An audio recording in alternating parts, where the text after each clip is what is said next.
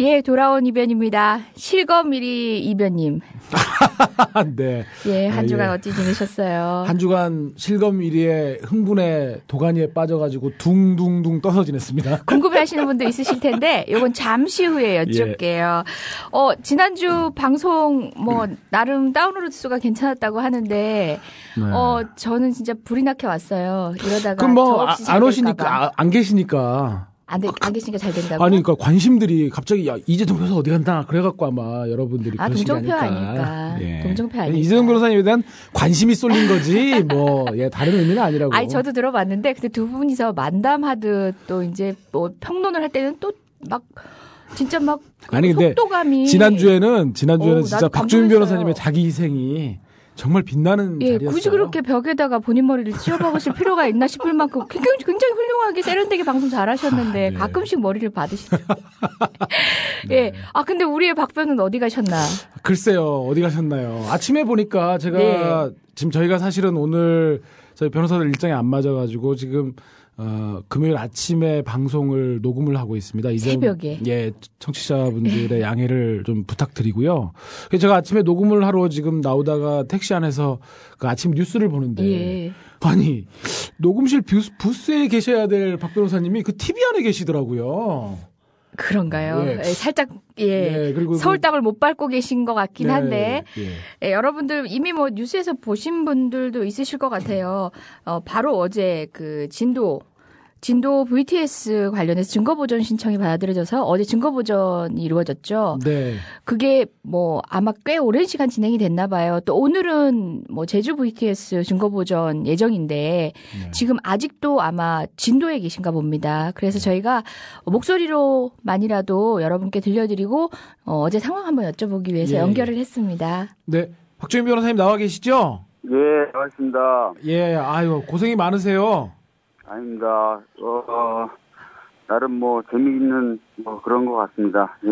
그러니까 보람되게 하고는 계신다는 얘기인 것 같은데 목소리는 많이 지쳐 보이시긴 해요. 지금 상황이 어떠신 건가요? 어제 오후 5시부터 증거보전 절차가 개시가 되었습니다. 근데 저희들 예상은 길어야 한 5시간 걸릴 거라고 생각을 했는데 지금 15시간이 지난 지금도 역시 증거보전 절차를 계속 하고 있습니다. 그럼 밤을 새신 건가요? 네, 밤을 완전히 샜고요. 저뿐만 아니라 다른 변호사들 그리고 판사님 그다음에 여기 VTS 직원들 전부 다 밤새면서 데이터를 리플레이 해보고 또 데이터를 이미징 카피하는 중에 있습니다. 네. 지금 제가 아침에 그 TV에도 이제 나오시던데. 예. 김용민 변호사님도 모습도 보이시더라고요. 지금 변호인은 누구누구가 계세요? 네, 오늘 내려와 있는 변호인들은 그다음에 김용민 변호사, 서상범 변호사님, 그리고 오영주 변호사님 이렇게 4명이고요. 가족분이 지금 현재 참여하고 계신 분은 2분 있습니다. 그리고 저희가 모시고 간 포렌식 전문가 1분 이렇게 지금 저희 쪽에서는 참여하고 있습니다. 지금 그게 그 증거보전 절차가 형사소송에서 검찰이 신청한 겁니까? 아니면 민사소송에서 우리 세월호 유가족분들이 당사자로 신청하신 절차인가요? 여보세요? 전화 연결 상태가 안 좋은 것 같습니다. 혹시 다시 연결하도록 하고요. 지금 말씀 들어보니까 아직도 지금 증거보전 절차 중이신 것 같아요. 오전 11시는 되어야 끝난다고 아까 저희가 미리 좀 통화해봤을 때 박주민 변호사 얘기를 하시던데 참 지금 꼼꼼하게 돼야 되는데 어쨌든 박주민 변호사님이 너무 동분서주 하시니까 안타깝고 좀 건강이나 이런 부분들도 다들 염려되긴 합니다. 좀 있으면은 근데 또 1시 반에 또 제주로 가셔야 될 상황이기도 한 것 같은데 어떻게 될지 모르겠네요. 지금 PD님께서 계속 연결을 해보고 계시는데 박주민 변호사님 상황이 처음에는 이제 통화 중이시더라고요. 아무래도 또 방송국으로 본인이 또 열심히 전화를 주신 것 같아요. 그러다가 지금 돌발 상황이 생겼는지 잠시 전화 받으실 현장에서 증거보전 절차 과정에서 꼭 입회를 해야 되는 상황이 발생한 것 같습니다. 예, 이따가 예. 다시 한번 연결을 해가지고 현장 상황을 좀 전해드리도록 그렇게 하겠습니다. 좀 방송 상태가 고르지 못한 점에 대해서 사과드리겠습니다. 와. 정말 세련된 방송 멘트. 네. 안 계시니까 지난주에 안 계시니까 저희도 프로가 되더라고요. 제가 보니까 박주민 변호사님하고 이렇게 적절하게 역할을 나눠 맡으시던데 주도적으로 이렇게 진행을 하시더라고요. 근데 굉장히 깔끔하게 필요한 멘트 뭐 구석구석에 잘 넣으시고. 왜 이러세요? 구박이 그리워요. 아니요. 저 그래서 위기감에 이번 주는 정말 목숨 걸고 이 새벽에 나왔습니다. 아까 박주민 변호사님한테 이렇게 여쭤보고 저희가 가던 길이었는데 그 증거 보전이라는 게 말 그대로 증거를 보전한다 이런 의미는 우리 청취자 여러분도 아실 것 같아요. 근데 이게 법적으로 어떤 절차인지 우리 이광철 변호사님께서. 그렇게 갑작스럽게 막 질문을 주시면 역시 돌아온 이재정.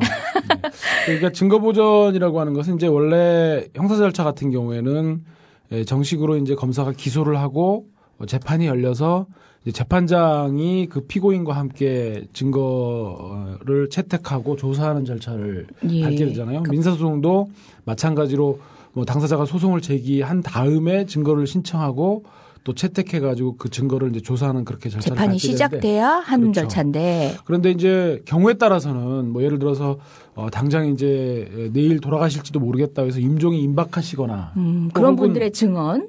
또 혹은 어떤 물적 증거가 곧 사라질지도 모른다. 혹은 누군가가 이해관계 걸려 있는 사람이 또 지워버리거나 또 은닉하거나 또 그것들을 또 훼손해버리거나 그럴 수 있는 가능성이 좀 예견되었을 때는 그런 기소라든가 또 곧 소송을 제기하는 것들을 기다릴 여유가 없는 거잖아요. 그런 긴박한 상황이니까. 급박한 그런 상황이 되었을 때 당장 그 증거 상태에 대해서 법원이 주재를 해가지고 그 증거의 어떤 그 상태 혹은 증명력은 나중에 판단하더라도 그런 것들 현재 상태에서 법원이 공식적으로 주재해가지고 증거의 상태들에 대해서 조사하는 그런 아까 절차.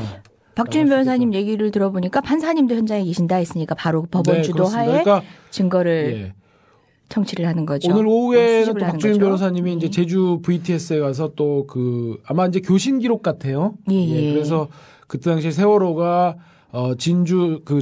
진도에 또 그 현장하고 또 이렇게 교신을 했던 그러니까 배도 이제 운항을 하다 보면 그 항공기처럼 또 이렇게 관제탑하고 이렇게 늘 상황을 주고받지 않습니까? 서로 충돌이라든지 어떤 위기 상황에 대해서 그것들을 통제해줄 컨트롤 타워 역할을 하는 곳인데 아마 그런 이제 그 교신 상황들 그리고 또 제주 그 VTS하고 또 교신 상황들에 대해서 그런 것들이 또 증거가 인멸될 수도 있는 상황이기 때문에 급작스럽게 지금 증거 보존 절차를 밟고 있는 것 같습니다. 그 초기에 이제 진도 VTS하고 사이에 이뤘던 통신 기록이 공개되지 않으면서 의혹들이 더 커지고 그랬지 않습니까? 특히나도 사람들은 지금 진도 VTS 증거 보존 절차를 굉장히 중심에서 보고 있는 것 같아요. 주요하게 보고 있는 것 같아요. 저희 증거 보존 절차 관련해서는 여러분도 이미 한번 보신 적이 있을 거예요. 유가려 씨 같은 경우가 그랬죠. 그 국정원에서 빨리 유가려 씨를 보내버리려고 그러니까 증거보전 절차를 통해 가지고 증언을 듣고 유가려 씨는 중국으로 보내버리려고 했었죠. 자기들이 조작한 증거만 법정에서 하기 위해서. 그때 당시에도 이제 증거보존 절차가 재판 전에 있었어요. 그렇죠?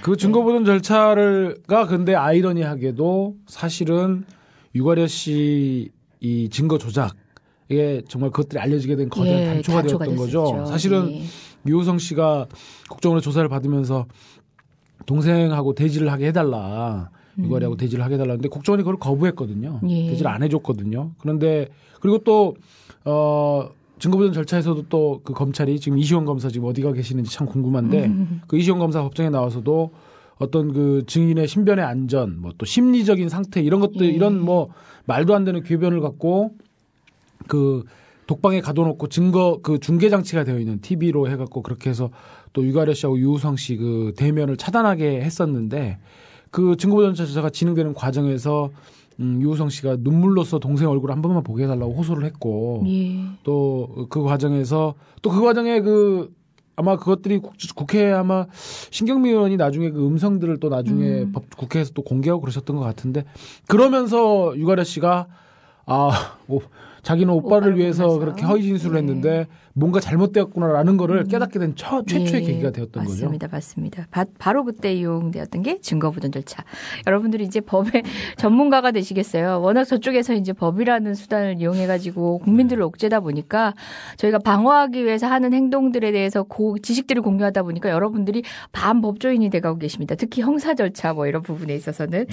아까 박주민 변호사님 얘기 들어보니까 일단 강주지방법원에서 해남지원이죠. 해남지원에서 판사님이 나와 계시고 그다음에 오용중 변호사님이라고 했는데 그분은 이제 대한변협에서도 진상조사단이 꾸려졌는데 아마 대한변협에서 인권위원장을 맡으시면서 민변하고도 또 여러 가지 뭐 상용처 관련해서 인권위원장은 아니시고 인권위원장이셨죠. 예전에. 그 서울지방 변호사회 아마 인권 이사인가 그걸 하셨을 것 같고. 예. 그래서 뭐 여러 가지 뭐 저희 쌍용차 대한문 문제라든지 이런 부분에 관심이 많던 변호사님으로 기억하고 있는데 그러셨군요. 그리고 또 민변에 몇 분 같이 김용민 변호사님은 뭐 너무나 잘 아시고 간변 간첩 전문 변호사 간변 간변 계시고 또 희생자 가족 2분 와 계신다고 말씀을 하셨고 또 언뜻 그 사진을 보니까 가수 김장훈 씨가 같이 계시더라고요. 요즘 뭐 김장훈 씨가 세월호 유가족들 잊지 않겠다라고 해가지고 그 활동에 또 전념하시겠다고 아마 선언하신 것 같은데 그래서 아마 내려가 계신 것 같습니다. 그리고 또 포렌식 이제 전문가가 또 내려가 계신다고 하는데 그 얘기를 들어보고 싶었는데 전화가 끊기긴 했는데 지금 추측되어지는 증거보전 내용은 그러니까 뭐 교신 기록 그다음에 또 뭐 레이더 영상 뭐 이런 것도 있겠죠. 그 저희가 기술적으로는 잘 모르지만 모든 증거가 어쨌든 지금 최대한 수집 가능한 증거들은 모두 수집이 되고 있는 것 같아요. 다시 혹시나 연결이 된다면 다시 말씀을 좀 더 자세히 듣도록 하고요. 지금 저희가 녹음하고 있는 시간이 오전 8시 반입니다. 11시까지 앞으로 한 2시간 반 정도는 더 될 것 같다고 하는데 언제나 예상보다 또 늦어지잖아요. 그 제주 VTS 아마 현장 검증도 그러면 더 늦어지겠죠. 그러니까 전체가 같이 움직이는 상황이실 것 같은데 박주민 변호사님 계속 수고를 하셔야 될 것 같으네요. 그러면 잠시 후에 연결이 되면 다시 말씀드리기로 하고요. 자, 우리 또 실검 리비언님. 어쩌다가 뭐 실검에 뜨셨나 했어요. 그래서 사람들이 다들 의아해야 한다는 얘기는 이분이 뭐 실검에 뜰 만한 마땅한 거리가 없다. 그렇죠. 이런 예상? 이런 기대 아니겠어요? 그렇죠. 늘 세상은 의외성에서 사람들이 그렇죠. 또 반전도 그런 것 같고. 저도 왜 제가 그날 저희가 이제 그 경위를 좀 말씀드리면 이정열 전 판사님 부장 판사님이 저희 사무실에 그 이제 변호사로 영입이 되셔가지고 같이 변론 활동을 하시기로 했었는데 그만 지난 4월달에 서울지방 변호사회하고 대한변협에서 변호사 등록을 거부당했어요. 그래서 실은 이제 거기에 대해서 그 불복 절차를 이제 진행하는 도중에 저희가 같이 이제 머리를 맞대고 이후에 이걸 어떻게 할 것인가 이제 이런 고민들을 이제 나누게 되었던 거죠. 근데 그 과정에서 그 이정열 전 부장 판사님께서 여러 가지 고민들을 털어놓으셨어요. 이게 꼭 변호사라는 그런 형식과 타이틀에 얽매여서 자기가 뭐 어쨌든 이제 법조인으로 또 살아가실 것 같은데 꼭 그래야 되는지는 좀 고민이 있다. 이런 말씀들을 하시고 그래서 앞으로도 내가 나름대로 법조인으로서 체득하고 경험한 지식들 그리고 문제인식들을 풀어가는데 나는 꼭 변호사라는 게 꼭 반드시 필요하다는 생각은 안 든다. 이제 이런 말씀들을 하시면서 그래서 자연스럽게 이제 저희가 뭐 농반 진반으로 뭐 그러면 사무장은 어떠세요? 이제 뭐 이런 얘기들이 좀 나오게 됐던 거고 그러면 뭐 나는 뭐 사무장이라도 그것들에 대해서 내가 법률 지식을 뭐 시민들에게 나눠드리고 또 시민들과 소통하는데 는 아무 문제가 없다라고 말씀하셔서 그래요? 라고 하니까 저희들이 조금 당혹스럽기도 하고 농반 진반으로 시작됐던 것들이 그 이정열 전 부장 판사님께서 워낙 진지하게 이제 그런 것들을 고민을 해 주셔가지고 그렇게 해서 이제 저희가 사무장으로 이제 영입한다라는 발표를 일요일 날 오전에 보도자료로 이제 기자들에게 이제 메일로 배포를 했는데 이제 그거를 제가 이게 사실 저희 법조에서는 처음 있는 일이고. 그렇죠. 예. 부장판사님이 정관예우를 받으셔도 그렇죠. 뭐할 판에 저희가 그 사무장님이 되시는 겁니다. 안대희 전 대법관의 그 정관예우도 다뤘는데 예. 어쨌든 우리 법원의 부장판사로 퇴직하신 분이 이 정관예우라는 게 사실은 저희들은 잘 알잖아요. 그 예. 소위 말해서 약발이라고 하는 게 어떤 건지. 근데 그런 것들을 뭐 그냥 안 하고 평범하게 변호사로 그런 정관예우를 안 받겠다고 하는 것들이야 뭐 법조인으로서는 저는 당연한 법조 윤리라고 생각해요. 예. 그런 정관예우를 노리는 분들이 나쁜 분들이지. 근데 이제 그런 것들에서 더 나아가서 사무장이라는 자리도 자기는 상관이 없다라고 예. 하시는 게 워낙 저로서도 뭐랄까 마음에 참 와서 다 와닿는 부분들이 많아서 제가 예. 페이스북에 좀 올렸어요. 예. 그것들을. 그런데 이 보도자료하고 또 이제 그거를 또 제 페이스북에 글이 뭐 로이슈를 비롯해서 몇몇 매체에 올라가면서 그게 갑작스럽게 막 이제 이렇게 된 것 같더라고요. 나중에 뭐 여러분들 말씀들이 이정열 사무장? 그런데 그 이정열 사무장을 영입한 법인 이광철이 있는데래? 그럼 이광철은 누구야? 뭐 해서 그렇게 했다고 그래갖고 저도 그냥 페이스북 올려놓고 집에 일요일 날 이렇게 있었는데 지인분들한테 갑자기 막 문자와 카카오톡이 예. 그야말로 쇄도하는 거예요. 우리 박성대 PD님도 보내주셨는데 그래갖고 실시간 검색어 1위에 뭐 이광철 변호사 이렇게 떴다 그러면서 사람들이 막 연락이 끊겼던 친구들도 막 카카오톡 보내갖고 야 너 뭐냐 막 그러고 예. 그런 일이 있었습니다. 근데 굉장히 뭐랄까요 당황스럽더라고요. 처음에는 이게 뭐 제가 예를 들어서 뭐 뭔가 사회적인 이슈의 대상이 될 만한 그런 일이 됐다 그러면 뭐 그러겠다 싶은데 사고를 치셔서 그렇죠. 사고를 뭐 쇠파이프 가슴 아프네. 정부 정책에 반대하다 보면 쇠파이프를 들 수도 있다라는 등의 쇠파이프 변호사로 찍혔을 때 뭐 중앙일보 그때 보도도 있었습니다만은 아유 모르시는 분 또 궁금해하시겠네.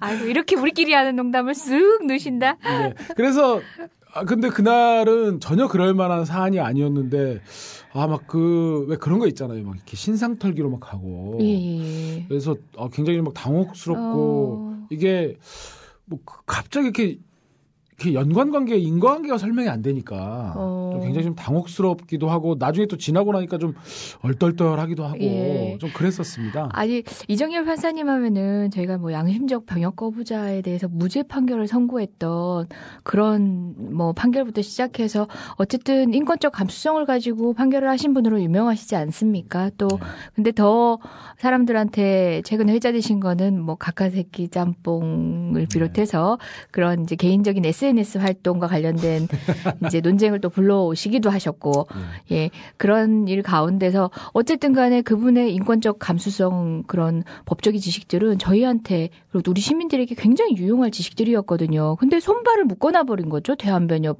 맞습니다. 그 서울지법 변호사회가 손발을 묶어버린 거죠.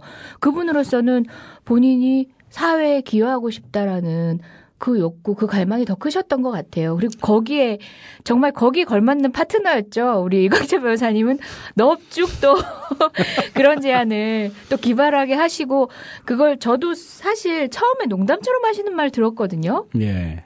서울지방변호사회 대한변협이 이런 식으로 나오면 우리 진짜 사무장으로 등록해서라도 함께 일하시게 할 거라고 하는 얘기를 할 때는 농담인 줄 알았어요. 물론 방금 말씀드리니까 그때는 정말 농담 반으로 하신 얘기라고 했는데. 사실 그런데 저희 그 변호사들 입장에서 법원의 부장판사를 역임하신 분을 사무장 하실래요? 이럴 수는 없잖아요. 상상도 못하죠. 할 수 없는 일이죠. 그거는 정말 있을 수 없는 뭐 이렇게 저희들이 상상할 수 있는 그런 범위 밖의 일이었는데 그건 그분께 결례인 거고 그래서 이제 농반 진반으로 이렇게 시작됐던 일인데 이정열 전 부장판사님께서 굉장히 진지하게 고려를 해주시고 해가지고 어쨌든 그렇게 됐고요. 뭐 앞으로 여러분 그냥 이광철 하시면 그냥 실검 1위. 실검 1위. 아니 뭐 실검 1위 안 해본 사람 있나. 실검 1위 안 해본 것처럼. 여기 해보신 분이 계시.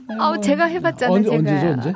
전 사건을 너무 진행을 잘해가지고 그 낙검수 무죄 판결 났던 그 새벽 1시 반에 실검에 떴더라고요. 실검에. 연관 검색어는 뭐가 있었나요? 이재정 남편, 이재정 나이, 이재정 결혼. 아니 저는 한 몇 년 전부터 그게 뜨더라고요. 이재정 남편. 저는 연관 검색어가 뭐였냐면 옆에 이정열 판사, 법무부인 동안. 예, 두 분 참 연관돼서 정말 큰 사고 치실 것 같아요. 저는 정말 기대가 큽니다. 그리고 우리 늘 뭐 퇴직하시고도 판사님들은 늘 직전에 보직으로 이름이 불리워지시잖아요. 부장님 하시는데 스스로 사무작을 기꺼이 택하신 이정열 판사님의 행보 정말 또 기대가 큽니다. 네. 이병주 선생님 소설에 보면 그런 구절이 있습니다. 그러니까 햇빛이 비추이면 역사가 되고 달빛에 그을리면 전설이 된다 이런 구절이 있는데 우리 이정열 사무장님은 예. 이 법조의 이 전설로 남으실 것 같아요. 아, 감동적입니다. 네. 예. 저희 지금 박 변호사님하고 다시 연결이 된 것 같습니다. 네네. 예, 우리에게 큰 방송 사고를 선물 주신 박주민 변호사님 나와 계십니까? 예, 지금 나와 있고요. 아까 전화가 끊어졌고 마침 그때 이제 판사님이 양쪽 당사자들을 불러모으셨어요. 급하게 내려오라고 해서 내려갔고 왜냐하면 저희가 이게 절차가 진행되느냐에 따라서 제주하고 진도가 양쪽 법원이 좀 협의해가지고 절차나 이런 것들을 좀 통일되게 맞추고 여러 가지 내용들 상의하면서 진행하고 있는데 과연 제주 일정 어떻게 할 것이냐 뭐 이런 얘기부터 시작해가지고 계속 이게 이렇게 길게 시간이 가면은 자기 또 여기 재판장도 또 일정이 있잖아요. 그런 걸 어떻게 할 것인가 잠깐 상의를 하고 다시 전화 연결을 했습니다. 예. 그러면 제주 VTS 증거보존 절차는 그럼 제주지방법원이 관장하게 되는 건가요? 예, 맞습니다. 그리고 여기는 광주지방법원 해남지원에서 담당하고 있습니다. 네. 그럼 지금 일정이 어떻게 되시는 거예요? 계속 일단은 저희가 제주도에 원래 예정된 시간대로 가려면 8시 반에 쾌속선을 탔었어야 돼요. 근데 지금 벌써 8시 반이 훨씬 지났고 그래서 쾌속선을 못 타고 오후배밖에 없어요. 오후배를 타면은 저녁에 5시 넘어서야 제주도에 들어갈 수 있습니다. 그래서 지금 저녁 일정으로 좀 일정을 변경하는 것을 논의 중에 있고요. 그렇게 되면 또 내일 중에나 서울에 굉장히 고생이 많으신데 근데 궁금한 게 뭐 때문에 그렇게 시간이 많이 걸리는지 좀 들으시는 청취자분들도 궁금하실 것 같아요. 예, 일단은 기본적으로 디지털 데이터들을 저희들이 이미징 방법이라고 합니다. 단순히 복사해서 가져오는 것이 아니라 있는 그 상태 그대로 마치 사진 찍는 것처럼 데이터를 가져오는 작업을 하는데 그 작업을 하는데 시간이 많이 소요되고 있고요. 특히 진도 VTS를 비롯한 각 VTS들은 자신들의 관제 정보를 안전하게 보관하기 위해서 저장 장치를 2개씩 운영하고 있습니다. 또 동일한 정보가 2곳에 동시에 저장이 되는 것이죠. 그래서 똑같은 데이터를 한 번만 이미징하면 되는 것이 아니라 저희가 비교가 가능해야 되기 때문에 2개 다를 이미징하고 또 하나는 조작 여부를 알려면은 이 운영 프로그램 자체에 남는 시스템 로그 기록을 확인해야 되기 때문에 운영 프로그램을 담고 있는 드라이버도 통째로 역시 2개를 저희가 이미징을 해야 됩니다. 그래서 총 4개의 서버를 이미징한다고 생각하시면 되고요. 그러니까 하나의 정보를 위해서 지금 입체적으로 여러 가지 정보들을 같이 이미징을 하고 있는 거네요. 그러면 지금 4개 서버, 각 서버의 용량이 얼마나 됩니까? 그 용량에 따라 아마 시간이 좌우가 될 것 같은데요. 데이터 정보 같은 경우에는 한 400에서 500기가 정도 되는 것으로 지금 제가 얘기를 들었고요. 그리고 운영 프로그램 서버도 상당히 큰 용량을 가지고 있다고 제가 들었습니다. 그래서 하나 하는데 거의 한 지금 3시간 반 정도 그래서 4시간 정도 이렇게 걸리고 있습니다. 예. 이게 뭐 이미징하는 절차다 보니까 이 정보를 뭐 분석하고 판단할 시간은 없었을 것 같긴 한데요.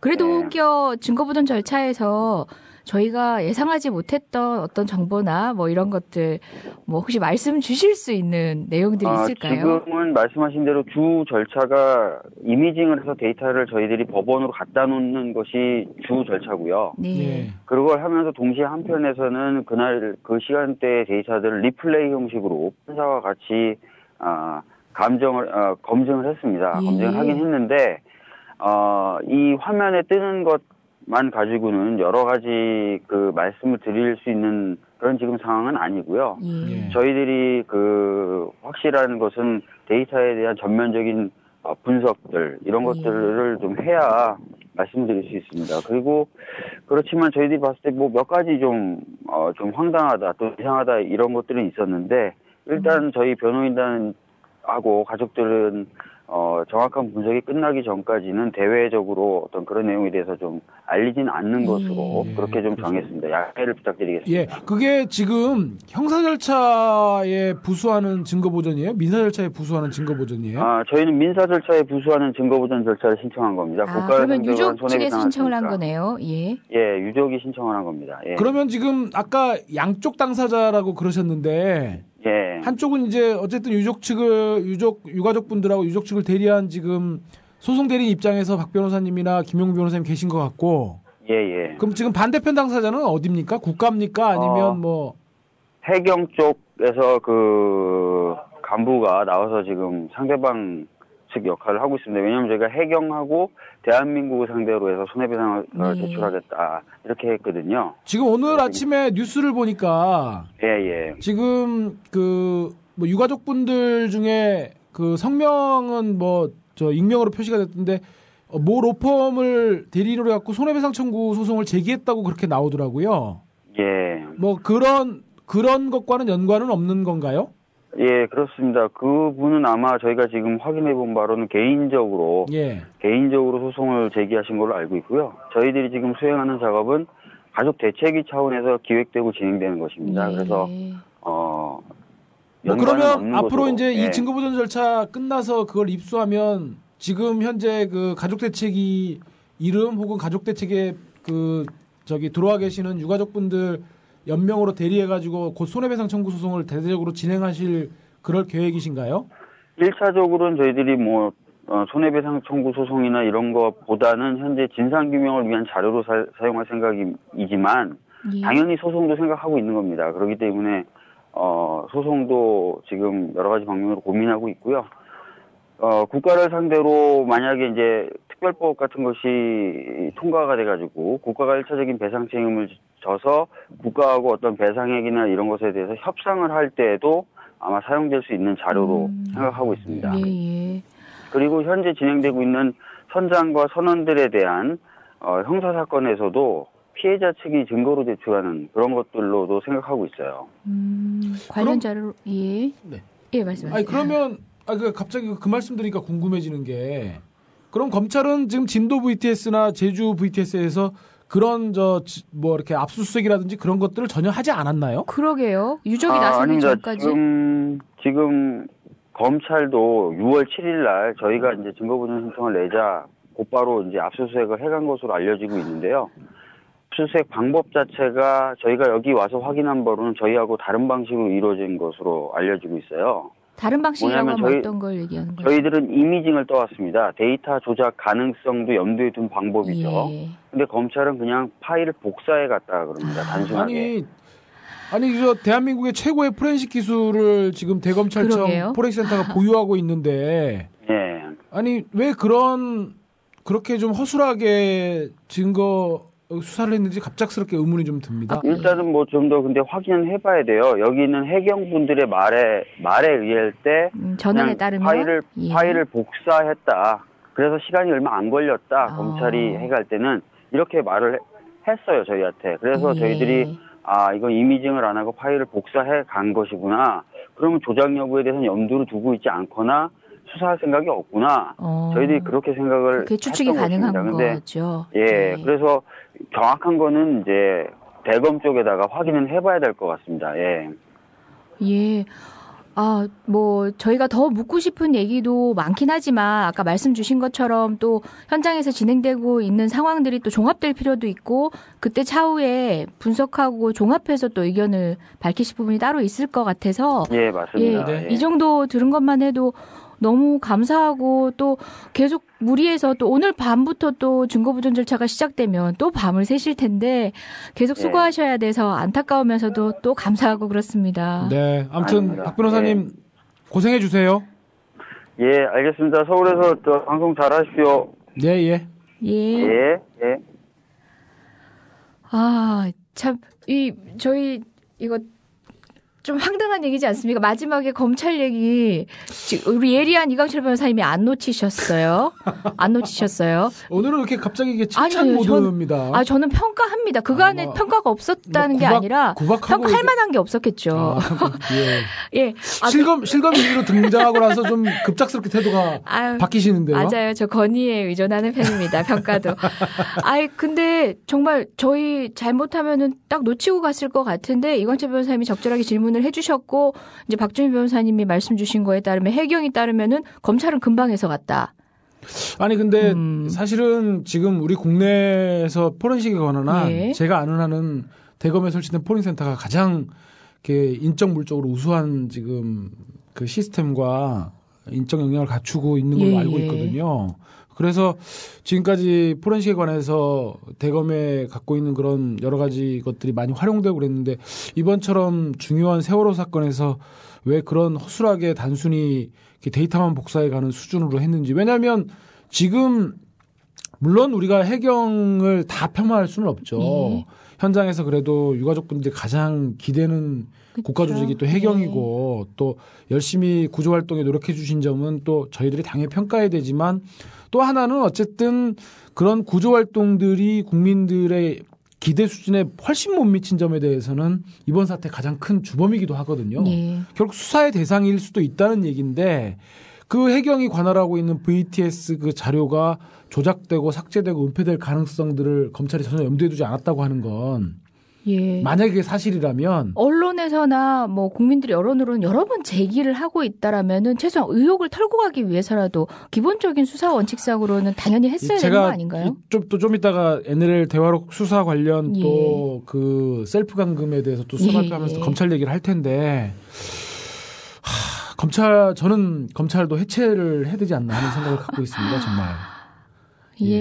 검찰 해체까지 나왔습니다. 근데 너무 기가 막힌 얘기니까. 그러니까 만약에 이게 사실이라면. 그 부분은 엄정한 좀 사실 확인을 거쳐야겠지만 만약에 사실이라면 이건 검찰이 큰 비판을 받아야 된다고 저는 생각을 합니다. 계속 추이를 한번 지켜봐야겠습니다. 어쨌거나 우리 박주민 변호사님 언제나 잠을 푹 주무시고 나와도 피곤해 보이는 분인데 참 진짜 잠도 못 주무시고 오죽하면 제가 이런 얘기 해도 되나? 전화를 우리 박 PD님이 딱 하시는데 제가 사적인 관계로는 오빠라고 부르는 변호사님이십니다. 연수원 동기다 보니까 제가 아주 안타까운 목소리로 오빠 했더니 와이프 이름을 부르더라고요. 그래서 제가 얼마나 잠을 못 잤으면은 와이프하고 다른 여자를 헷갈리냐고. 박 변호사님 지몸미 죄송합니다. 지금 이광철 변호사님은 끝까지 지켜주시려고 했습니다.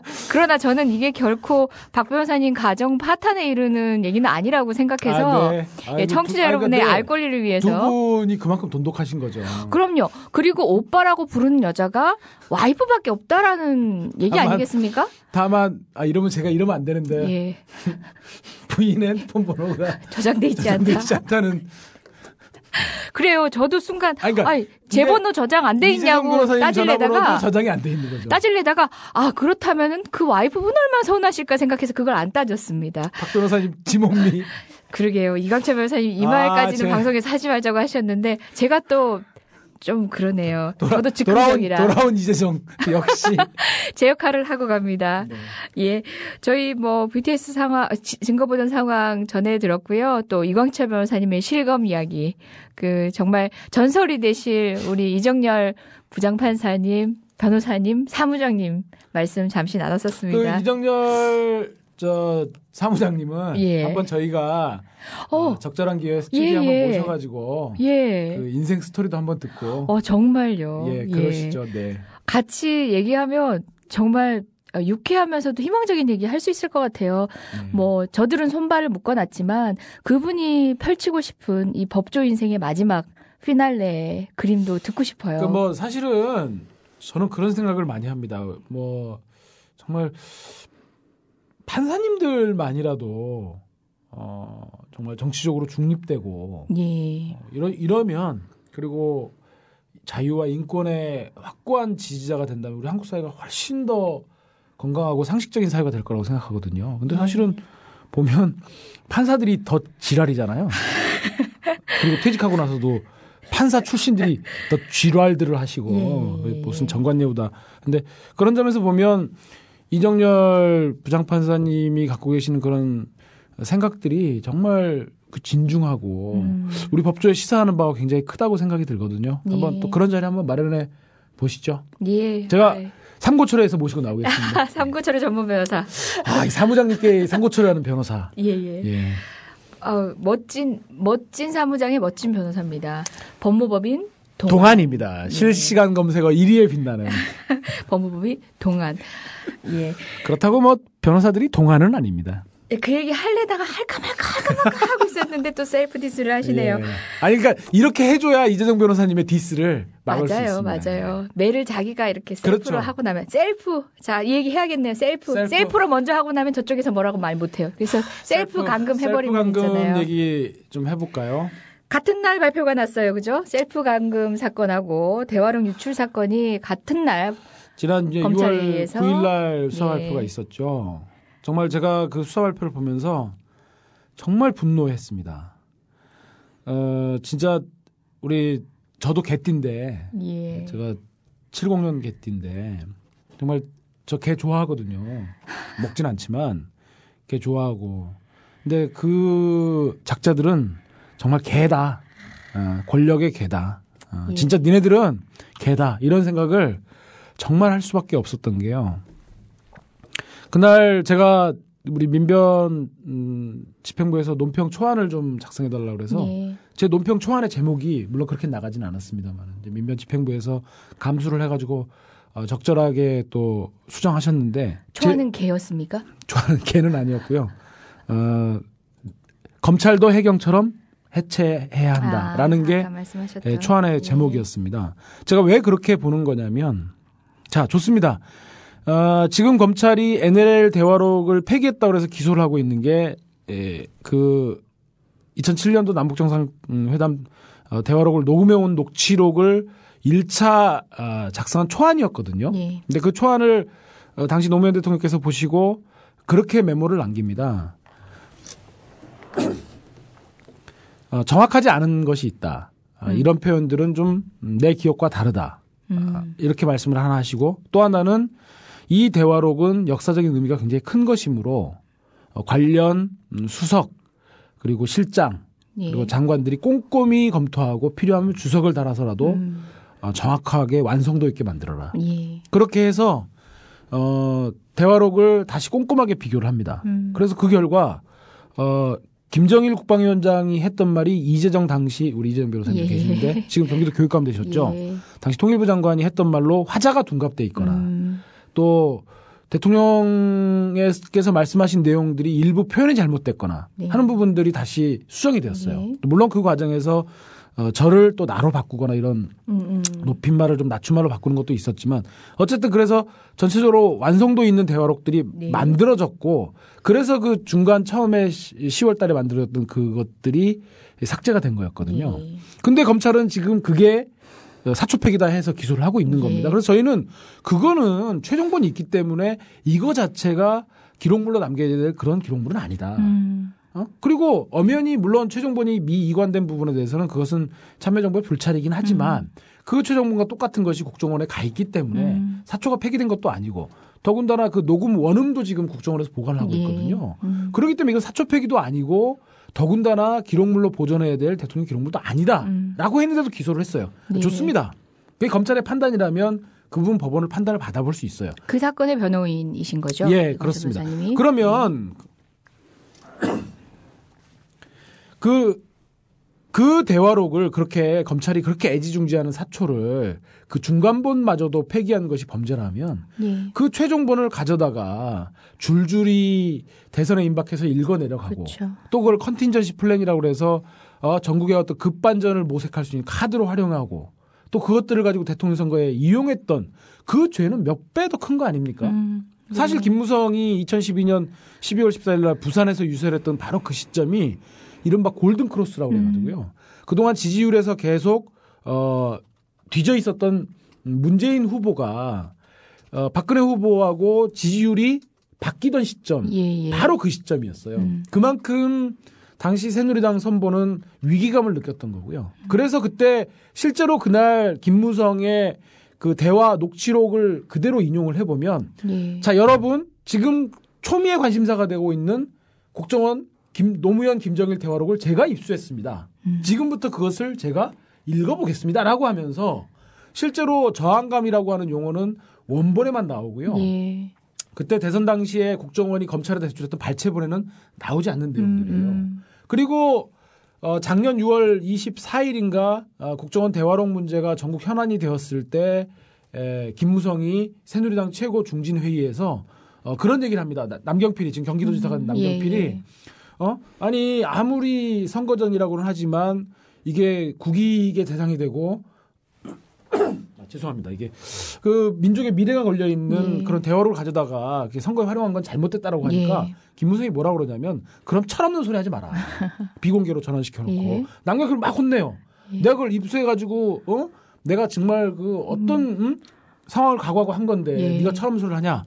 그래가지고 그게 뷰스앤뉴스라고 하는 인터넷 매체 특종 보도가 됐어요.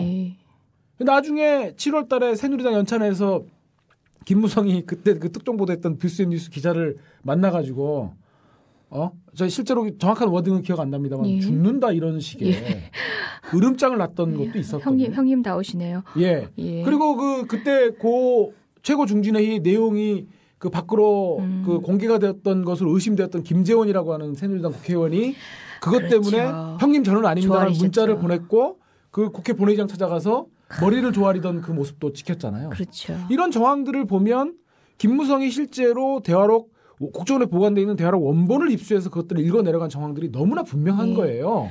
그런데 지금 검찰의 판단 달랐어요. 나름의 명분이 있을 것 같은데 어떤 이유로 무혐의 결정을 한 거예요?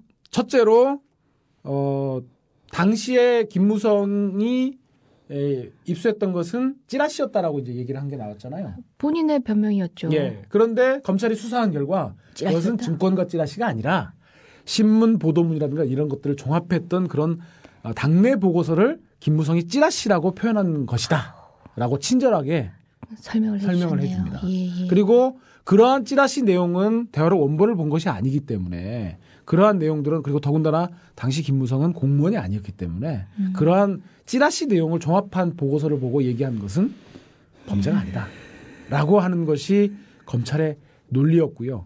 하나 더 제가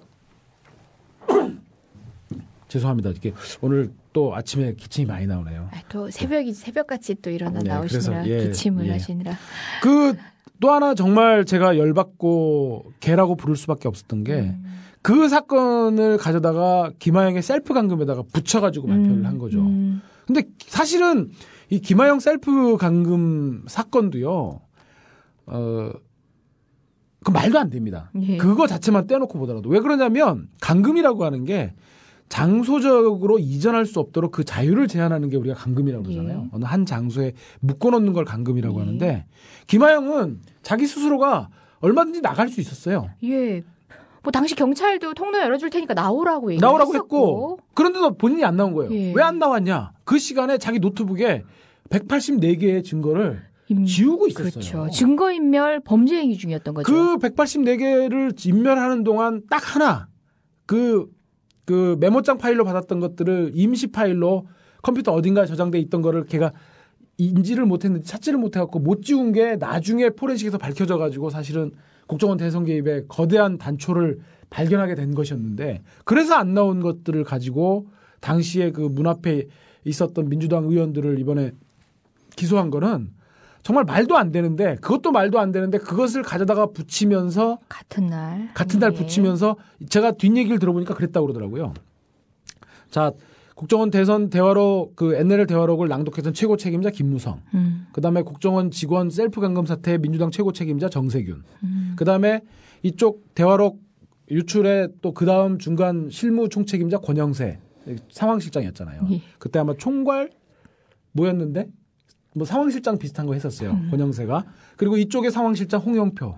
그래서 이 최고 책임자하고 실무 책임자들은 다 불기소. 그리고 이쪽에 현장에 가담했던 사람은 이쪽에서는 정문원만 약식 기소. 그리고 이쪽에 대화록 김하영 셀프 감금에 현장의 모습을 드러냈던 국회의원 이제 네 분. 이종걸, 문병호, 김현, 그다음에 또 한 분이 강기정. 그리고 민주당의 당직자 한 분. 5명에 대해서 약식 기소. 그러니까 이렇게 해서 모양을 갖다 붙인 게 이게 얼마나 웃기는 거냐면 사실 국민 여러분들은 생업에 바쁘시기 때문에 대화록이라든지 셀프 감금이라든지 이런 것들을 정확하게 잘 모르세요. 더군다나 우리나라의 언론 환경이라고 하는 게 특히 종편에서 엄청난 공세를 하거든요. 막 뭐 사초를 폐기했니 그리고 그것들을 대화록을 공개하면서 서해 NLL을 포기한 노무현 대통령을 폭로하는 새누리당의 활동은 정당하니 그리고 막 셀프 감금을 해갖고 뭐 국정원의 뭐 합법적인 뭐 그런 것들을 방해했느니 그런 속에서 국민들이 딱 그런 정보에만 노출되다가 이번 검찰 상황 보면 검찰이 너무나 공정하게 보이는 거죠. 야, 이런 상황에서도 검찰이 정말 정치적 중립을 지키기 위해서 노력했구나. 그러니까 그런 의도로 같은 날 두 가지 사건을 대비시키면서 그렇습니다. 발표를 했다. 또 하나 제가 말씀드리고 싶은 게요. 작년 11월 달에 대화록 폐기 사건에 관련돼서 검찰이 발표한 수사 자료가 그 수사 자료 전체가 58쪽인가 그랬어요. 그걸 요약한 것만 기자들에게 배포한 게 7쪽인가 그랬거든요. 이번에 두 사건 묶어서 수사 발표한 자료가 몇 쪽인지 아십니까? 놀랍게도 2쪽입니다. 2쪽. 2페이지. 그것도 기자들이 마구 요구하니까. 그리고 더 놀라운 건 대화록 그 폐기 사건에서 이진환 당시 그 또 여기자까지 성추행을 해가지고 고발까지 당하셨죠. 이진환도 언젠가 한 번은 저는 법정에 설 거라고 생각을 하는데 그분이 직접 검사들을 위시하고 나타나서 기자들 앞에서 쫙 브리핑을 했어요. 이번에 브리핑 비공개. 비공개. 잊혀지길 바라셨네요. 그러니까 넘어가주길 다들 들여다보질 그리고 안아주길 바라셨네요. 이번에 수사 발표를 했던 중앙지검 2차장 윤은걸 검사가 한겨레도 한번 나왔던데요. 계속 이런 문제점들을 기자들이 물으니까 그래도 기소는 했지 않습니까? 그래도 기소는 했지 않습니까? 그래도. 우리 김진태 검찰총장님 뭐 검찰의 어떤 중립성을 다시 세우겠다고 각오를 밝히신 분 아닙니까? 하여튼 저는 제가 법률가로서 제가 이 말씀을 제 이름을 걸고 꼭 드리고 싶은 말씀이 있어요. 저 딱 두 가지만 말씀드릴게요. 두 가지 문장으로 말씀드릴게요. 검찰은 개다. 첫 번째. 두 번째. 검찰은 해체되어야 합니다. 정말입니다. 이거는 제가 법률가의 양심으로 제 이름 석자를 걸고 말씀드릴 수 있어요. 이런 검찰은요. 나라의 해가 됩니다. 검찰이라고 하는 게 우리가 물론 사람이 하는 일이기 때문에 중립이라고 하는 거 또 우리 공정이라고 하는 것들이 딱 이렇게 두부 자르듯이 딱 정해지지는 않지 않습니까? 사람의 판단은 누구나 조금씩 다를 수 있는 거고 그래서 그 여지를 두고 그 속에서 여러 가지로 좀 상황을 전체적으로 넓고 유연하게 봐야 된다라는 점에 대해서는 저도 아무런 이견이 없습니다. 그렇지만 제가 NLL 대화록 폐기 사건에 지금 변호인으로 참여하고 있고 김무성 권영세를 제가 고발한 고발 대리인이었고요. 지금 김현 의원이라든지 강기정 의원의 셀프 감금 사건에 대해서 제가 변호인입니다. 아, 그런가요? 그 세 사건을 제가 다 들여다보고 있습니다, 사실은. 그리고 이제 앞으로 그 김현 의원하고 그 감금 사건에도 제가 변호인으로 지금 선임계로 들어가 있는 상황이고 기소돼서 이제 할 건데 그렇기 때문에 상황 자체 사실관계에 대해서 이것은 법률 적용이 아닙니다. 이거는 그냥 그 조폭 깡패들이 그냥 이런 거죠. 너 돈 내놔. 그래갖고 없어요 하면 너 나오면 10원에 한 대. 이런 논리하고 다를 바가 없습니다. 이광철 변호사님이 지금 광분을 하고 계신데요. 이게 이광철 변호사님의 정서만은 아닐 겁니다. 국민 여러분들이 그러셨고요. 지금 여러 시민단체에서도 관련해서 논평도 내고 뭐 기자회견도 하고 그러고 있습니다. 뭐 국정원 고위 간부들 간첩 조작 사건, 그다음에 이명박 전 대통령 내곡동 사저부지, 뭐 그다음에 또 뭐 있었죠. 최동욱 전 검찰총장 불법 사찰 사건 등에서 줄줄이 무혐의. 자, 정치검찰 아니라고 과연 얘기할 수 있겠는가. 여러분들이 더 잘 아실 거라는 생각입니다. 잠시 저희 광고 말씀 듣고 와서요. 여러분 뵙겠습니다.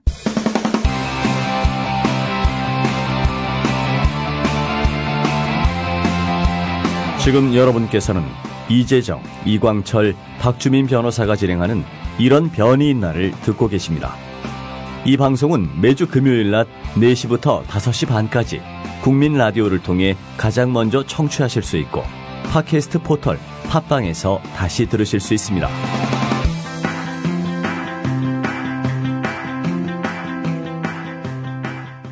여러분들은 지금 이런 변이 있나 듣고 계십니다. 오늘은 실검1위 리변님과 돌아온 리변 둘만 자리를 지키고 있는데요. 일부 들으신 분은 아시겠지만 박변님은 지금 진도 VTS 증거보전 절차 때문에 밤을 새우시고 또 제주 증거보전 때문에 또 밤을 새우셔야 되는 상황이 현장에 나와 계십니다. 궁금하신 분은 일부 다시 듣기를 통해서 들어보시면요. VTS 증거보전 현장 상황에 대해서는 어느 뉴스보다 생생한 이야기를 들으실 수 있을 것 같습니다. 저희 이제 2부 시작하면서는 또 여러분들이 궁금해하시는 현장 이야기를 들을 겁니다. 밀양에서 저희가 차마 눈 뜨고는 못 지켜볼 상황들을 여러분 언론 통해서 확인을 하셨죠.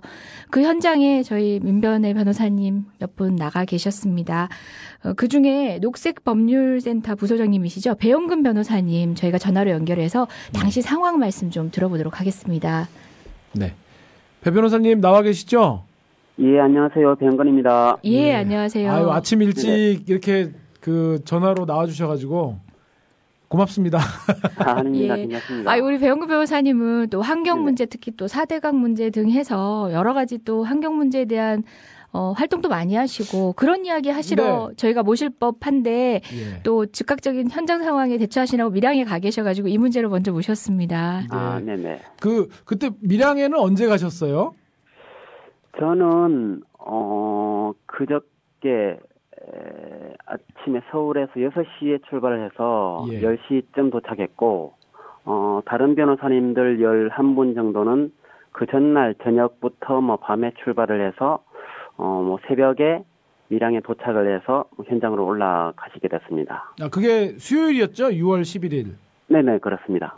어떤 내려가셔야 될 만한 어떤 급작스러운 상황들이 어떻게 된 거였나요? 그것부터 한번 설명을 좀 해주시죠. 네네. 대집행이 지난 수요일에 이루어질 거다라고 이제 그게 월요일 6월 9일에 처음에 연합뉴스에서 기사가 뜨게 되면서 아무래도 대집행 과정에서 좀 주민들에 대한 인권 침해가 발생할 수 있을 것 같다라고 해서 이제 긴급하게 감시 활동을 할 수 있는 변호사를 꾸리게 되었습니다. 예. 그 내려가셔가지고 현장 상황은 이제 어떻게 좀 진행이 됐나요? 예.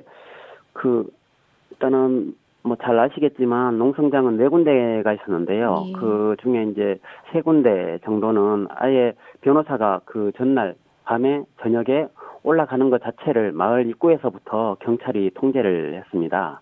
변호사가 올라가는 것조차도? 네네, 그렇습니다. 네, 그렇습니다.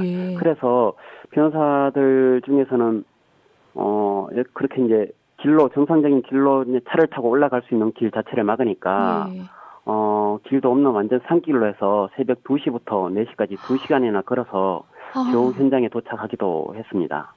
아니, 빚어질지도 모르는 혹여 사태에 대해서 변호사가 현장에서 할 수 있는 역할, 해야 되는 역할들이 있는데 변호사조차도 공식적인 접근이 금지가 됐다는 거네요. 야반 도주하는 것도 아니고 산을 타고 올라가셨다니까 정말 기가 막히네요. 그러면 갑자기 이제 저희가 궁금해지는 게 그렇게 현장에 접근을 못하도록 하는 게 이제 장소 이전의 자유를 제약하는 거잖아요. 예, 그렇죠. 그게 법적 근거가 있는 건가요? 그 사람들은 명분이 뭐던가요? 막는 근거가? 네, 그 관련해서 지금 이전에도 이미 변호사들이 통제를 당한 적이 있었어요. 그래서 그 관련해서 헌법재판소에 통행 제한이 거주 이전의 자유 등 일반적 행동자유권이나 행복추구권 등을 침해한다라고 해서 헌법 소원을 제기해 놓은 상태입니다. 아, 현재 제기된 상황이고. 그러니까 경찰은 어떤 법적 근거를 들이대면서 못 간다 이러던가요? 그렇죠. 명분상의 이유라도 있었을 것 같은데요. 네, 경찰에서는 이제 그거죠. 경찰관 직무집행법상 2조와 6조에 따라서 일반적인 보호 조치를 할 수 있다는 걸 이제 일반 조항을 근거로 해서 통제를 하고 있는 걸로 보입니다. 일반적 보호 조치. 네. 그러니까 배 변호사님도 너무나 많은 문제인식을 갖고 계시겠습니다만 이제 청취자분들이 좀 이해하시기 쉽게 이게 경찰이 그런 어떤 조치들을 발령하려면 특히 이제 법적으로 구체적인 근거들이 있어야 되는 거잖아요, 그렇죠? 네네. 이제 그런 점에서 그런 일반 조항들을 가지고 이런 그 국민들의 장소적인 자유 이전을 제약하는 것은 그건 정말 나치에서나 하는 그런 작태 아닌가요? 네네, 맞습니다. 경직법상 뭐 직무 경찰관의 직무로 일반적인 내용을 죄송합니다. 일반적인 내용을 뭐 범죄 예방, 뭐 기타 공공의 안녕과 질서 유지 그렇죠. 이런 건 이제 정해놓고 있는데 이런 조항으로 국민의 이제 일반적인 국민의 권리를 침해하는 것 자체가 법치주의 자체를 유린하는 것이라고 볼 수 있죠. 그렇죠.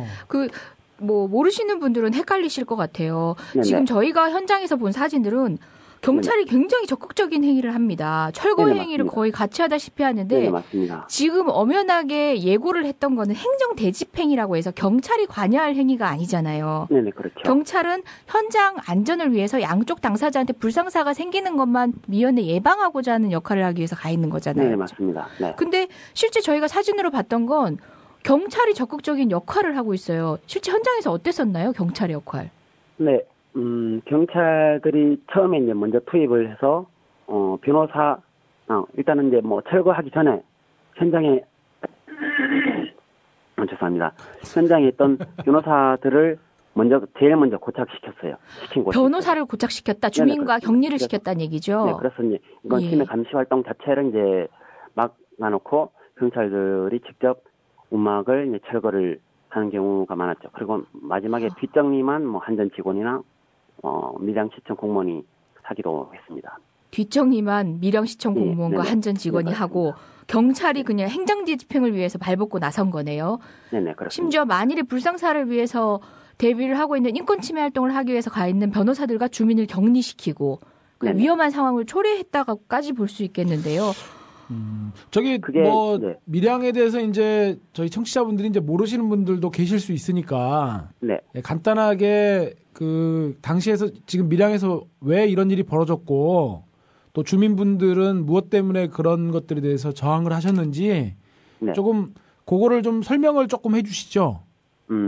이게 그렇게 하면 좀 너무 길어지고 커질 것 같긴 한데 최대한 한번 정리를 해서 말씀드리보면 이제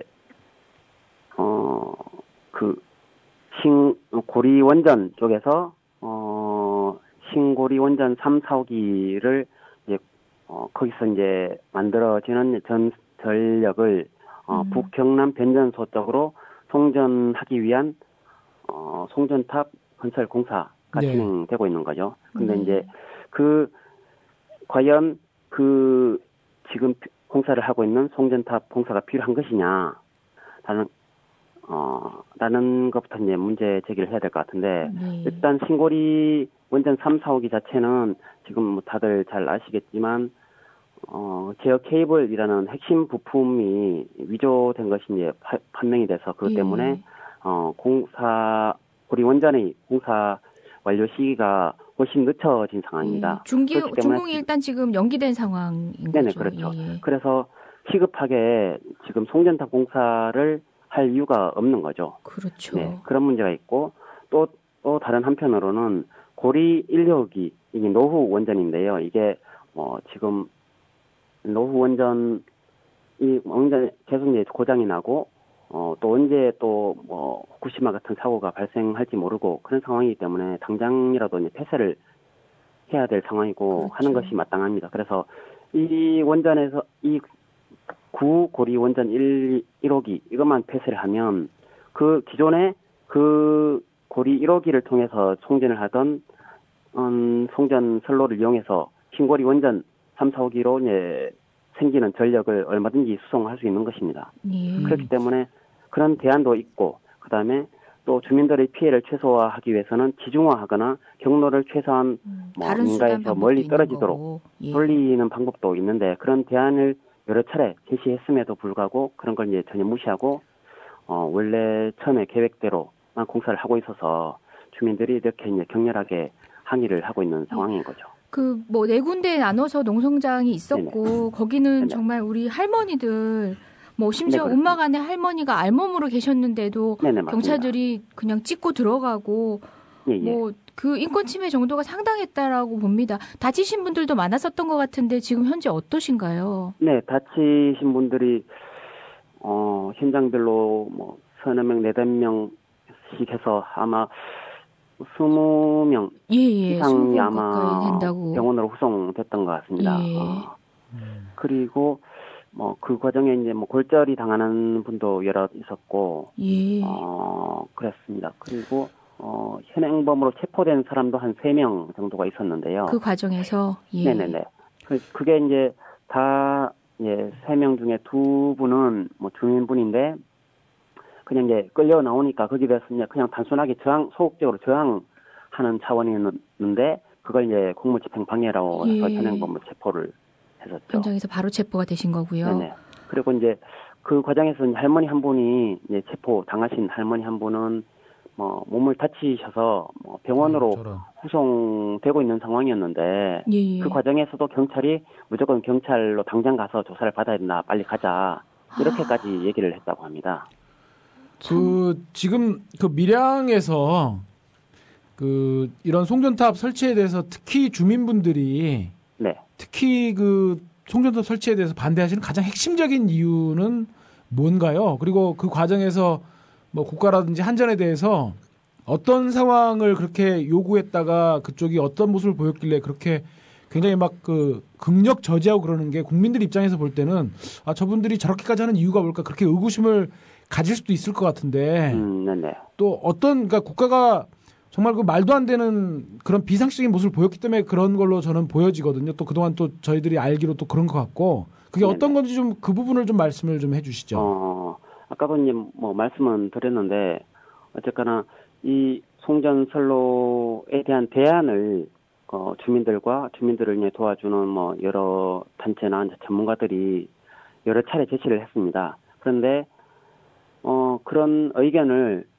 전혀 들어주지 않고 이제 귀를 막고 일방적인 절차만 진행을 해왔다. 그런 부분이 가장 문제일 것 같습니다.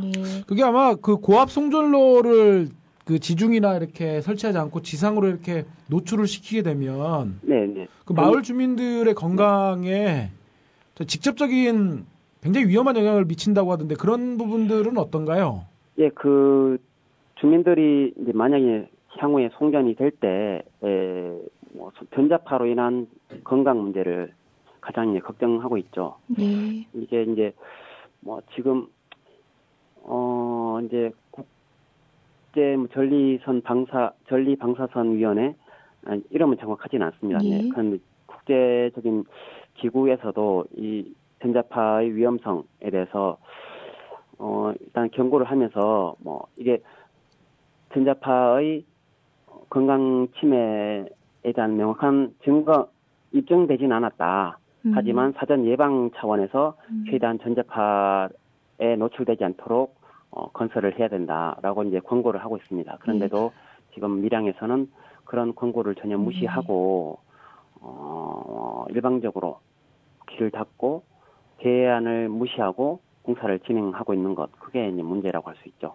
뭐 신고르기 관련해서도 그 문제점 말하려면 정말 시간이 부족하시겠지만 뭐 그 문제뿐만 아니라 뭐 여러 가지 문제를 함께 안고 있는 부분에서도 주민들은 충분히 양보하셔서 대안까지도 제시를 하셨는데 그것조차도 협의되지 않아서 결국 이렇게 구속으로 몰아온 것은 정부고 한전이고 그런데 이런 강압적인 진압까지 이루어져서 참 모든 국민이 같은 마음으로 정말 눈물을 머금고 기사들을 봤던 것 같아요. 내 마음 같아서는 정말 당장 달려가고 싶다라는 분들이 참 많았었는데 앞으로도 지금 계속 대처를 하셔야 될 것 같아요. 당일 행정 대집행 적법성이라든지 그다음에 경찰 권력들의 당일의 행동들에 대해서도 위법적인 부분에 있어서는 또 책임 소재를 물으셔야 될 것 같은데 계속 결합해서 고민을 하실 거죠? 네네, 물론입니다. 그 앞으로 계획들은 어떻게 되십니까?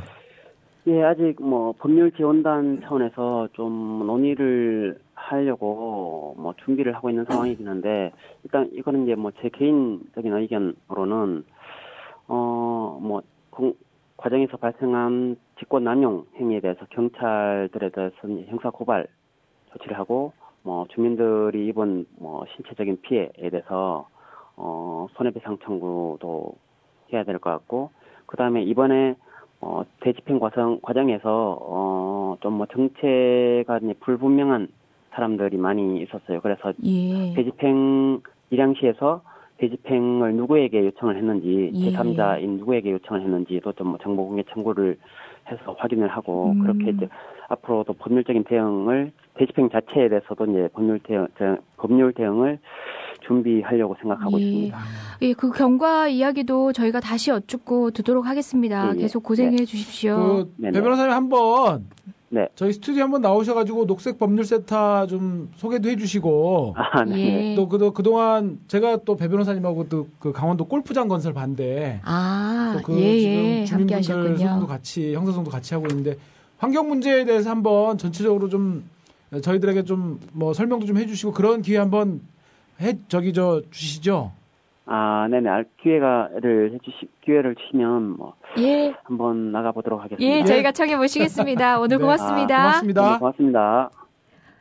예, 지금까지 녹색법률센터 부소장이신 배영근 변호사님이셨고요. 밀양 현장에 대한 이야기 그리고 법률적 문제 앞으로의 대책에 대한 이야기 들었습니다. 배 변호사님, 저희 민변 변호사님들이 이렇게 현장을 커버해 주시는 게 정말 다 큰데 특히 환경 분야에서는 또 우리 이정 변호사님 사무실에 계시는 그 이정일 변호사님 또 민변 환경위원회 위원장님이신데 이정일 변호사님 또 배영근 변호사님 또 이런 여러분들이 이런 그 4대강이라든지 또 밀양 같은 그런 환경 또 강원도 골프장 건설 반대 부분도 배영근 변호사님이 정말 저도 그 형사재판 같이 하면서 알았는데 그 주민분들에게 생기시는 일이라면 발벗고 홍천이든 강릉이든 이렇게 정말 고생들을 많이 하시면서 현장에 정말 그 주민분들하고 직접 이렇게 소통하고 법률적인 조력을 주시는 게 지금 박주민 변호사님도 내려가 계시지만 저희 민변 변호사님들 참 이렇게 현장에서 그런 소식들 접할 때마다 정말 뿌듯하고 참 존경하는 마음을 갖게 됩니다. 고맙습니다.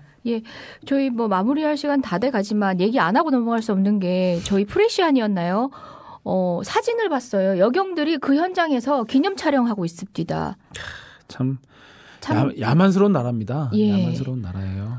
경찰이 행정 대집행을 하러 간 거 아닙니다. 여러분들 법률적으로 엄연하게 분리돼 있고요. 경찰은 현장에서 벌어질 수 있는 상황에 혹여나 벌어질 수 있는 상황을 위해서 주민들의 안전을 위해서 파견 나가 있는 사람들입니다. 근데 그 사람들이 주도적 역할을 한 거죠. 이건 행정 대집행이 아닌 거죠. 그리고 행정 대집행이라는 것도 시청 공무원들이 하는 거예요. 근데 행정 대집행이라는 것도 적법 절차를 지켜야 돼요. 근데 그 적법 절차 안에는 미리 통지를 하고 했기 때문에 적법하다가 아니라 당일 현장 상황에서도 우리 헌법의 대원칙, 비례의 원칙이라는 게 있거든요. 그거 지켜야 되는 거잖아요. 그죠? 그거는 위법적일 뿐만 아니라 그날 당일 현장의 모습은 위헌적이었습니다. 그러니까 저는 지난번에도 여러 번 제가 말씀드리지만 권력의 공공성이라고 하는 거, 국가 권력의 공공성이라고 하는 게 이런 거거든요. 내용적으로도 국민의 인간으로서의 존엄과 가치를 지켜주는 내용적인 제약도 지켜야 되는 것이지만 절차적인 공정성도 지켜줘야 되는 것이 이제 그게 두 가지 핵심인데 보면 하는 짓거리들이 다 그래요. 지금 이명박 정권 때부터 박근혜 정권에 이르기까지 지금까지 한 7년 정도의 기간 동안 권력의 공공성들이라고 하는 게 내용적인 것뿐만 아니라 절차적으로 다 무너졌습니다. 검찰이 하는 짓거리나 세월호 때 해경이라든지 해수부라든지 안행부가 하는 짓거리나 청와대에 있는 있잖아요. 박시성을 가지신 분의 하는 짓거리나 이번에 문창극을 총리로 지명하는 과정도 그 내용을 압축적으로 보여줍니다. 일제 시대가 하나님의 무슨 이런 얘기들 하는 것들 분단도 그렇고 이런 것들이 보면 그런 식의 생각들을 갖고 있는 사람들이 국가 권력을 지금 이렇게 황폐하게 만드는 사유화하고 그러는 거거든요. 저는 그런 점에서도 이번 문창극 국무총리 후보자는 스스로 후보자직을 사퇴하는 것이 맞다고 보고요. 안 그러면 인사청문회라든지 이런 걸 통해서 끌어내리는 수밖에 없다라는 생각이 듭니다. 뻔하죠. 우리가 그 얘기는 정말 다른 이슈를 다루느라고 못했는데 지켜보겠습니다. 또 하나 우리 좀 나이브했었던 것 같아요. 지난 방송 때 얘기 안 하시길래 저희가 여러 가지 설 중에 김기춘 사퇴설을 했는데 우리가 그들을 너무 그렇게 쉽게 봤습니다. 소프트하게. 그럴 뿐이 아닙니다. 김기춘 그럴 뿐이 아닙니다. 그렇게 사라질 뿐이 아닙니다. 오늘도 참 박변님 이빨 하나 빠진 채 방송을 했는데 되네? 자꾸 이런 식으로 우리 하나씩 해볼까요? 저희가 경쟁 구도로? 이재정 변호사님이 빠진 다음에 다운로드 수가 많이 늘었다라는 네. 예, 우리 봅시다. 네. 이번 주도 보죠. 봅시다. 이번 주에 박 변호사님 빠져갖고 이제 다운 뉴스가 이제 다음에 저희들의 거취에 직접적인 영향을 미치겠죠. 아이, 근데 변호사님들 빠지셔도 여러분들이 또 이해를 또 해 주실 것 같습니다. 뭐 저 같은 경우야 최근 좀 몸을 사리고 있는데 네. 혼자 몸을 옥체 보존하느라고 조만간 아시게 될 겁니다. 네. 이러고 있긴 한데 이 두 분은 정말 전국을 내 집같이 누비시는 분 아닙니까? 그래서 안 계셔도 또 그 역할을 어디선가 하시고 계시겠거니 하고 또 이렇게 전화로도 소식 전해 오시지 않습니까? 여러분들 예. 네, 이해해 주시면 고맙겠습니다. 그래요. 늘 네. 이해해 주시고 응원해 주세요. 네. 오늘도 수고하셨습니다. 네, 아침에 이렇게 또 뵈니까 또 아, 네. 졸려요. 졸립네요. 네. 여러분 오늘도 고맙습니다. 네, 다음 주에 뵙겠습니다.